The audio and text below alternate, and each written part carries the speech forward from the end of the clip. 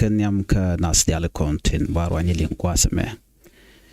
biya kamal ka nur online tv channel and tama shanka jandang rawdero ka paywal ron kinandang rawide jandang rawide dech biatin content lat karodien rewi ka South Sudan biya ka link ka jalera mane reler kaname bana right ka tin content baj rot ka kuma SPLA ayo reiti jen gwana dorten content katin ka panal ka Unity State ki gwana dialan content katin wona ka Western Equatoria yang je ka danan shanga ke kenyam bana report dana shalat kuma kirmi yadit bana jelin kel kuma kirmi yadite ka jom jikanalat kan kono nyam gore jano jin me jiramo jidit kwa sama gorno jin bi lar titi bi ka nywa kanere ko kien ko bititi bi kan chwa mala chu gwasnitin gor kon kan wode ko ten no kono lungono de ko roy ne de kon kaling gatin kono lat garo dien tin de kuma South Sudan de janang niam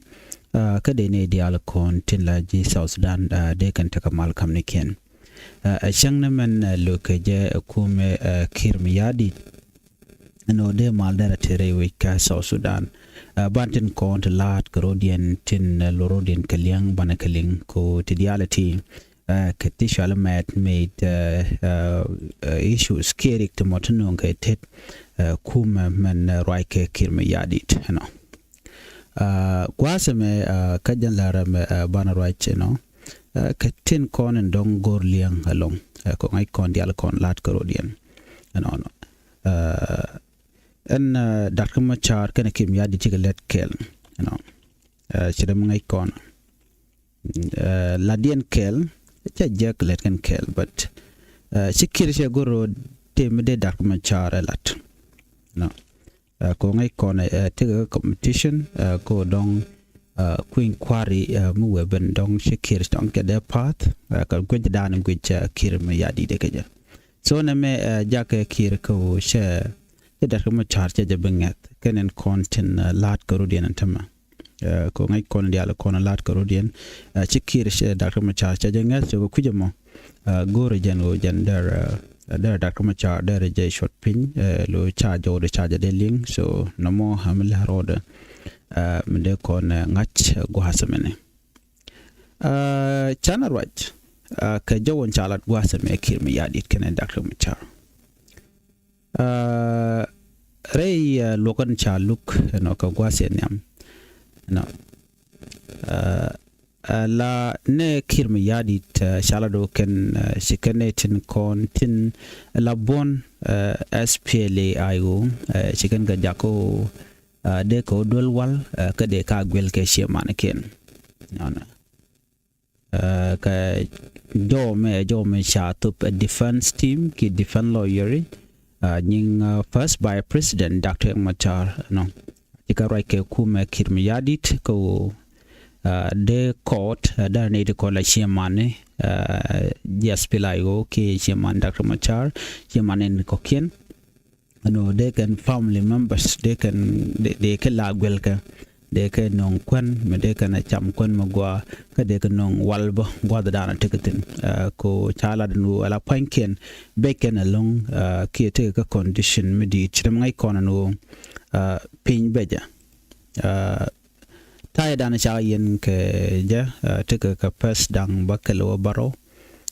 tel dul wal mu ko ten tel kwant go ti cham ken ka moni kelmi mishika jako big panken buga tega joy mo gor dul wal goral bag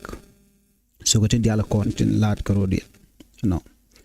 ko ngai konti diala kon to right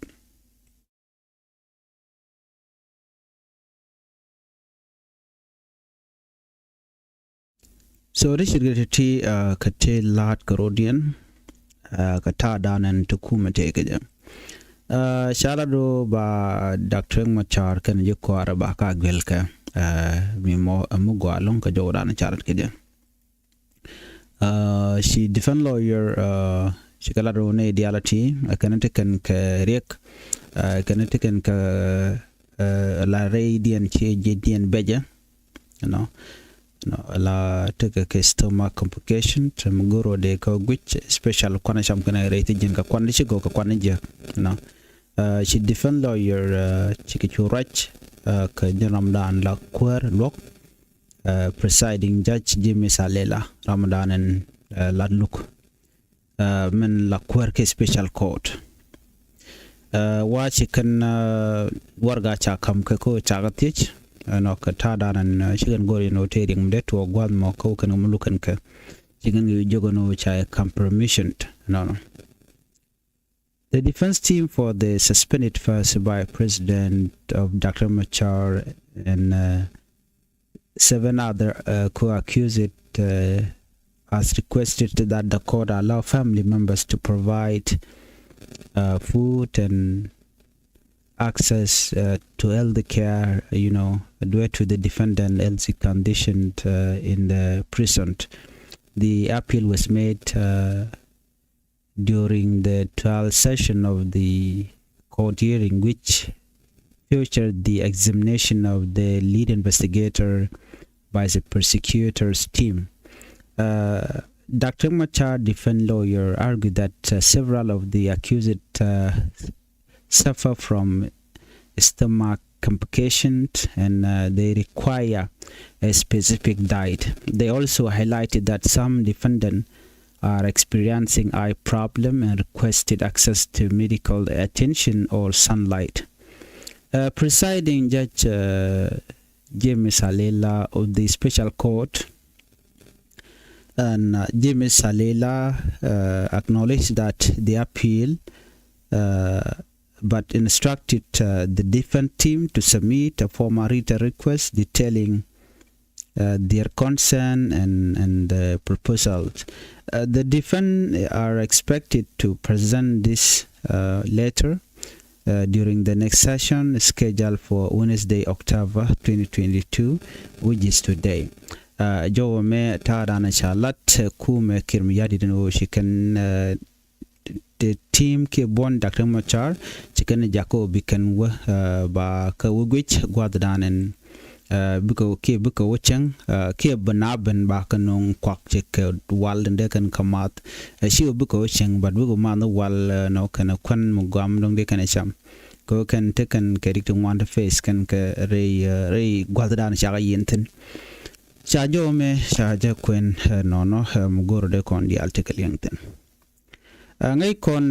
kede dial kon shalat shak kan duptung wan tin chi kuma ka lat no yen kan Dr. Machar ga ka cheke ka kietin kon lat korodian so titi kate goro de ran de ka link to ran chi to ko ja gwas me mo we Dr. Machar kami lokaje reti jen kuma kirmi yadit chana jawme milingba Dr. Guy Cook, Governor Kia Kwardan and Kev Jonglei State. Guasame take challenges they could face Kwardan and Regetin. Wa General Wala Theo Madol challenge Governor of Jonglei State, Dr. Guy. Are you a real governor? Go to Ward and Akobo if you are the real governor or face the true rebels. Guasame la Dr. Guy Cook Gwaddan Regetin take Quer Janum Shali General Well Theo Madol. Share Governor Dr. Guy Cook jen challenge along and yoka jin really governor la toga jin kwar mi jin kwar na tok to wer ka wat wer ka kobo ko mi jin kwar yoka ko challenge no jin wer ka wat ki wer ka kobo wer roi ni na tong mi so mi chena me mi chalat kwale challenge no jin chute re within wer ka wat wer tin gwada mi ko jin written content lat korodian bikoling so name amela rode mudong de yendialing ka ta dana len ngaro den keje re wichin wine mi no cause gor kono bani dal kon laro den bana kling ogwa name mishora la Dr. Guy Cook jen charge challenge bo community mensual ka annual community chol kana no jin dairy gorno kan payam tin kon ci chak der ka nyoko mu woje ke ko jin kan right kane ne di tiniti shal ka bertene kan mundian ne charge kan nuori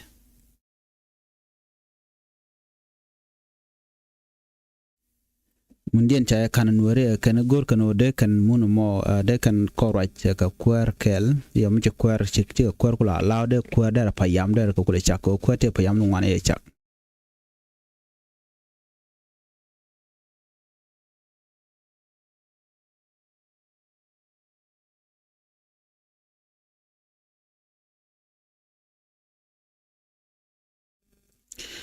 payam ngone chak kwer wa ber kan ka jok Dr. Guy Cook so jok and Dr. Guy Cook no jinderi denti shitato deri couple ko jin kan right kane so ko kujamo shine gorno bene mandan la de bine link so jome inshallah Dr. Guy Cook so Dr. Guy Cook ko challenge ngwan ko ka face kwadran en teten shirbangai kono no talk la queer la herapan me chang shi konen go shi Dr. Guy Cook che challenge ngwan che ka face special wona ka red bell ko red bell group panken ko to gre with bor no gwade dane shi ka work na wude shala kol manyang jogane ko kan cha chol ke event no wo ka ten gwad ma shi kan red bell group mo shi ko ben ka meken no gwada na dul gaten so red bull je beten out no kane ka community army but wa kwa ka sponsor kan jang kon interview ke juba jaga mo ka me jaga mo ke beni la uniform ne ka don kep ka yo bona ka nyen kan ngana bane jene kwa la mo ka odoron wo yen bia surrender bia ron lat ke SPDF gwade cha national security ya ka nang rai wo cha ka bor ka jongle gwadran en to kwer ni Dr. Guy Cook teten so Dr. Guy Cook is facing a lot of challenge ka jen kui namoka jatin mitte ga mbro da lat ka gwasan be ki mutuo ka dan bana jalang hach ka tin kono lat ka rodien ko teten wan te bej bay te rod ka kan re gwadran teken shana ben katin ko kenten kon kondo kon kaling ala Potkang chikon ngaje no jen shaja gwan no jen she $30,000 chaka kamnetin kontin la ngwenen wari na me agoni misha gwan kaja ngai kon diala no na me ekach chetok ngai kon en regime kirmi yadi man gore long gore janu dara kayen me bej and ngunyo to what does this show to our community when Nuer are being targeted by the regime, you know, Potkang and Dr. Machar, you know, ke Doblam, kene diala kokien, ken ke neiti ngaike tila kwar, kwerin indeed Dr. Machar. Ken Dobdan lo ka jakim Lincoln menu charge why you know she $30,000 she katup she ka kamne ko la Nuer waya ngai ka Japania ka jane me ko shangani jen defend lawyer en che ngaje no ka but kuma kir goro do mi modere gade dere ka yen geje nyala lat ke gwanter siang larda moje chuk bor moy ke dup chak liu you know be dial to bakalat you know sorry yitigan dial ka talk mala gore lungo bunara ngaje no kana ngana ki ngumle road ko terik la latke ti dong balat ran chengai keneri la lat karan kangaje kan no so kana mo de kon ngaje no de kuma kirma yadit gore jar der ga der kayen der spela yo der jadak ke der destroy agent ta dan ler ngando den kajen kan all the charges ke ta dan an charar ke jen o shik dwere kan galat no tin kan dial kate shato ke kaisni te ga jomu chakul lat re duaran shal ke rol Ethiopia ka ku me espela yo mugor der andero do palpingeliangre netin kontin terol Ethiopia chala do te ga na stay sha gup ke sham ke yo te kap ke ngwanetin kontila ngwanen nuare te lat ke no ke ne chika gwa kure dane ju to ka nasir ka jomu chala de ripon mi sha no ngana mene kane da to wa tiram kelten ne gur udmishal ka kang makane ram kel mi te gwa kor gwa de dan ka nuer wayami mi targa kor jen chaje gwan e jijuban wo jen e rami mo mi gur ka no de je yen de je mat gwa danan wana ching injectin reti je no kana ne dang mon ko ken la ne wel te gur ka kum spele ayu chato no wate gane ya kafno chede mangai kona te ke jitar ngwan te tere ke jubatela nuere krodien chala do tama chagur kama kan chaja kef kana confirm go batche letter shejenen ki warga dan chagor nuere kapje kama tar ke jodan chala de chaga nang kadoron dan shale nuere zone mishit kana me kelew mishet tuang na shang bukona ngaje no jitar ka kon kel kakan nuer panken nueri use can yo so mekan nuer kan goren kon judge baranut ma kavre dun biagu jeno normal regime na ge monejen ramdanan ku ne dialtin unless mi nuer den kon judge chigene ken kagang tammale na gujeno yen nuer shekel te nuer guardian brara gujeno ene me chenangten. But I can assure you that in part of the system, medong they target gwada chitam mishaben. But maybe gujeno jirami mo medong teli riak ban ngada no jin tikangu tikariak. Ajan jiram dana ba gororu na kene ton, nuare mo kon wake up baran jej bu kon ngaja gwano regime ko target any nuare. Tele specific. Gujeno jin baje use against your brother bidam more be kaf bi nang regime chike jo cheling no wa ne aka ba nang ka juba through Ethiopia. So name gor nuer gor kan gwiten kon beloy dan ba tede ko mo dong chane kon ja chenga jek is it okay namo she chong ka she mo gwa kene dial ko la nuer gor nuer o de kan wake up de rodian jesh ke shen jek dial kon te lat ko rodian kit lat ka kaka. So jo me daragwan wodi yena ling kata dana le ngwane rodin kaja tega jo me chalat ka korgwa se dane paiwo ka kwi Dr. Machar la ne ti wa shika plan chicken galat te plan chalat to gur dong ba nyodye ke tane te chicken galat chala do ne na te la jiku mi shigoro ya la kelo bika deal kanet kontin la nuarten chayere itijen do badana cha plan gaje ka information mi shala da gorga jeno de kan warde kan ko mokeriek la na goro jeno de nan ka bar ke zal ke jodan cheling la bon Dr. Machar kelo kamandana shalat gwa same shala do ne na cha ka dak taban dengai janibe Dr. Machar beje kef beje deal keja jodan shalat Ezekiel Lorgar kot janibe podcast be deal ke podcast doblam awure shal ke shol ton balok janibe deal keja kan gatin tereti jen kan kanete motesha da gwani ka ba ko mokarik ngai kona gwanu gwante la dubla ka gore tele kele nyir kane de ti kane de kokien nyer ndana nyer ka kan ne ko la nore tin kwal gwinye ka au raike la tup ko jodien rating tin kono talk but chikume men tinu hatagaten chikana gor ko no ba liang naka yen menen yen gor kana longo no de kan ngare de kan ngamu kerek ka jom chalat gwasa mane wa kan gade de nan ka bargazal ka jawrana chalat aduno chagola do men bi pen wa Dr. Machar shebnok no de now special dong jel gare nyal no dong changa terbiel wa don tin no dong de no ka tadan chalat ke je so dol gade ko chagu je no ala case che teleb dente nyu de longo no dong de gade kan te ka duere dit kon kore dani talk Dr. Machar telele tetten telele ngitin ko jan che order ye to bla to ko no na chete na che ne de kon kal nanka ko kor che order lat ko kor chi en chang nyam na nyini chang bara do me gor jano ba dar ko cha ba je dismantle ka je term de ne ko jimi so you can agree na mo wo de kan la lede ne ka jom chalat ko go jano dong chi ko che bo ni am long ka ta dan en gui keneja ko you know ne wan la cher kan no okay mi charing ma char cha ja batlo chelatilat you know shiram mo dong gor ka la le sheken ba gor nuere bad jakan lo nuere dial ka jet chakula do ne jiran mo guri jano biran bijum kere gore koro de calculate no ngara ma mo rek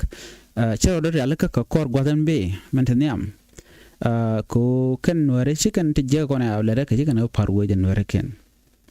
nuere shakal la de jek shakan nak china dier ke keteram dier ke special ne ko na politician ke siasin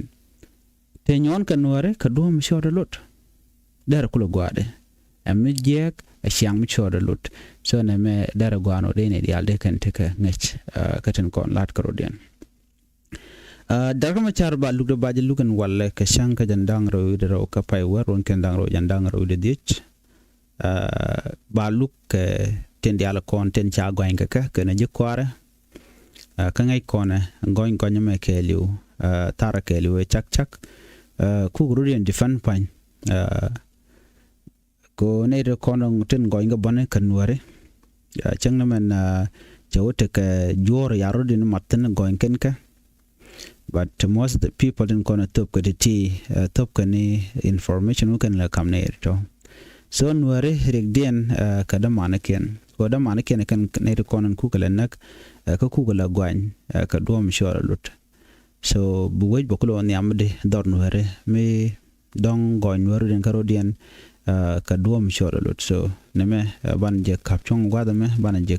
ka lero den be ka kor guru menana tuok